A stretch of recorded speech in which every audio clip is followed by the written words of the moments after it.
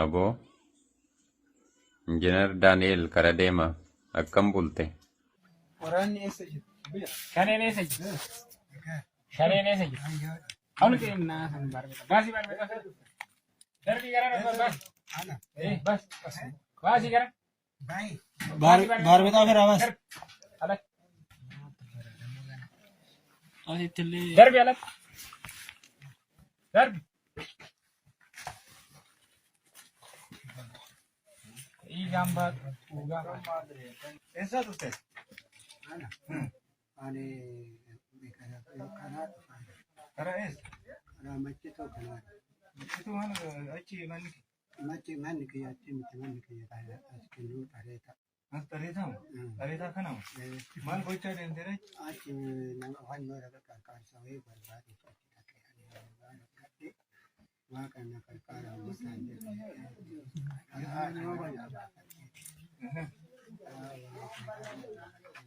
Jara wajji turte? lafa Jara nagarree? Jara dakaasa? Waraana dhiiraa nagarre? Waan dhuga Abo, Injiinar Daani'el Karadeema akkam bulte? Viidiyoo wayii manguddoo amantaa musliimaa shaneedha jedhanii ilmi isaa manguddoo amantaa musliimaa qabu koofiyyaa mataarraa fuudhii gad darbeedhaniini ati pooste tokko laalee tanani Injiinar Daani'el Karadeema dhugaa waaqa jiraata waasiin jedhu viidiyoo kana laaletanii ani deeggara mootummaati deeggara Dr. Abiyyiiti bakka gaarii hojjetametti nan deeggara bakka badaa hojjetametti immoo baay'ee na gaddisiisa. Gin viidiyoo kana laalen jecha dhabe obboleessa kiyya.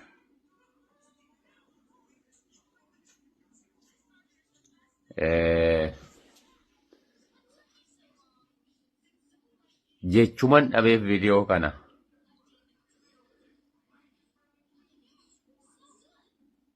yookaan maa akkas godhan jettee mormita bire yookaan baga godhan jetta bire angaruu akka sammuu kiyyaatitti beeki viidiyoo baay'ee nan arga jechuman dhabe isaan kun diina mootummaati malee warra mootummaadhaaf dhaabbatanii miti warri manguddoo kana akkana godhan kun mootummaadhaafuu diina jarri kun yaa Injiinar Daani'el yaa Karadeema seenaa baay'ee hojjettee jirta viidiyoon akkanaa kun dhukkuba namatti ta'a beektaa sammuu namaatitti ani amma guyyaan kiyya guyyaa nagaan oolu har'aa nama maaliifi jecha ittiin ibsatu tokkollee hin qabu viidiyoo kana obboleessa kiyya.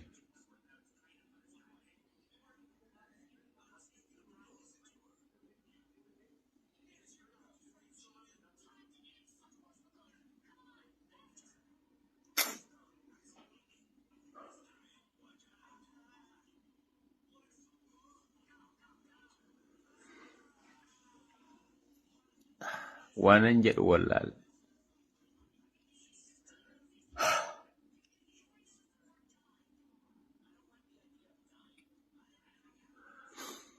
Obboleessa kiyya waanan jedhu wallaalee.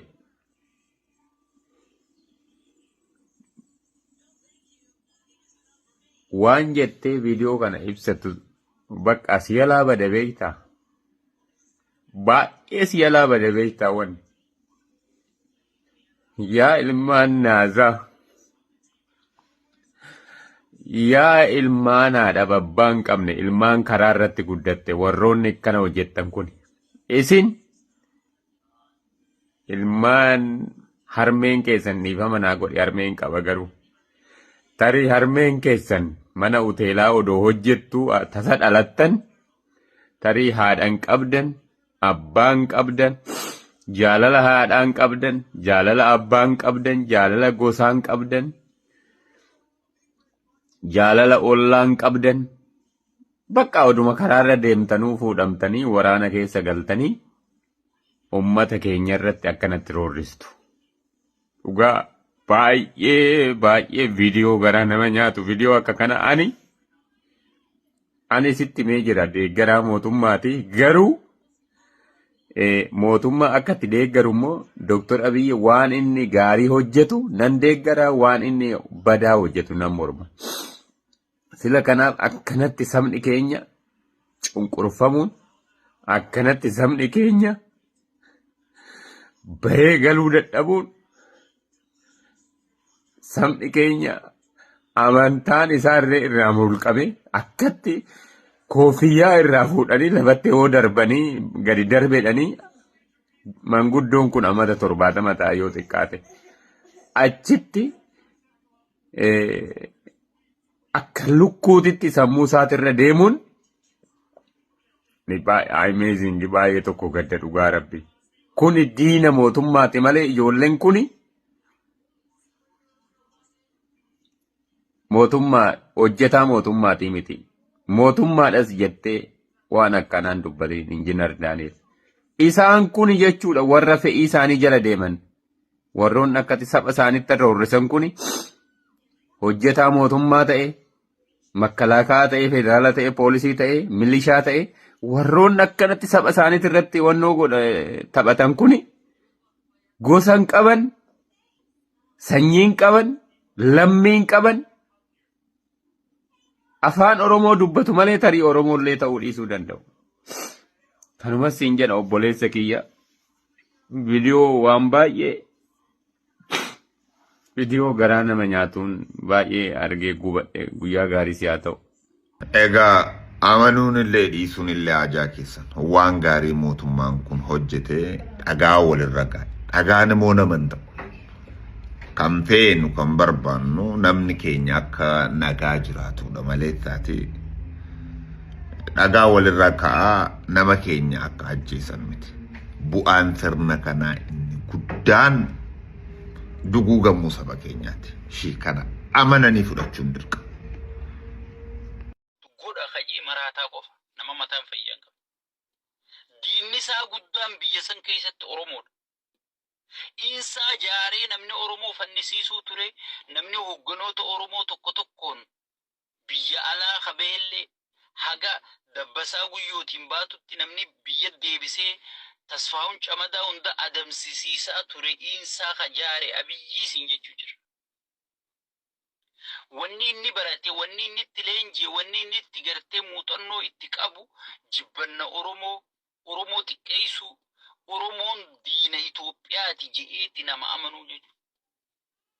Hoggi Oromoon maarree inni afaan Oromootiin akka beera ulmaa jiru afaan berre godhu kana lal nama gaarii si fakkaate. Igisa boolla siiqotu jira.